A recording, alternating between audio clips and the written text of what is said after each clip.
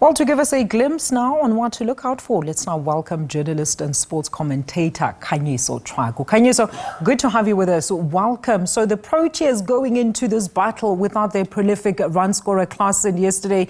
Will then his absence, do you think, during this tournament have a heavy impact on the team? And overall, how is the current setup in terms of being able to deliver desired results?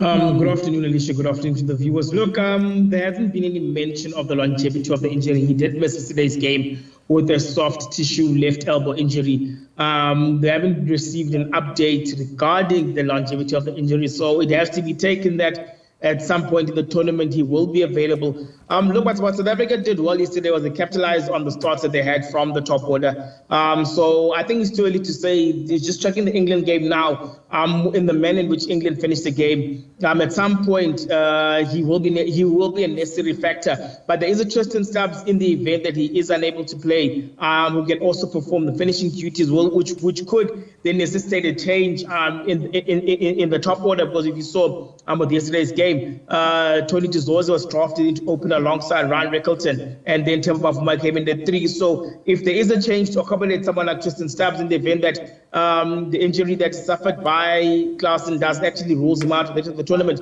you may find that Temba may go back up to open, everyone else moving one up to accommodate Stubbs lower in the order. And while you saw their performance, the latest in their performance, do you have any areas of concern as the team, Khanyiso, actually looks forward to the World Championship final? I mean, does this slightly then ease off some of the pressure on their performance in Pakistan?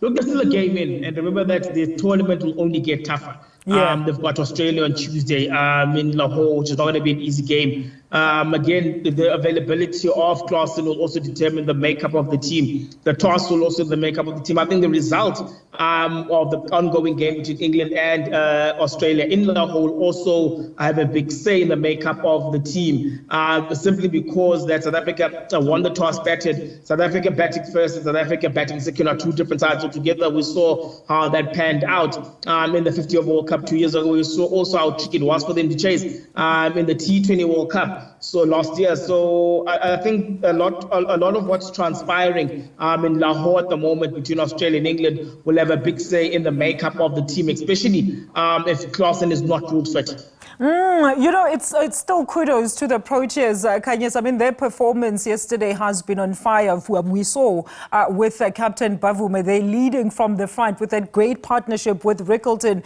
That saw some great results yesterday. But do you think we can keep the current form as we head into our next encounter? Look at the short, sharp tournament. There's 3 group games to win the tournament. Literally, to win the tournament, you need to literally win 4 out of 5 matches. So they literally have to keep it up. It requires them to keep it up to play consistently well in each and every game.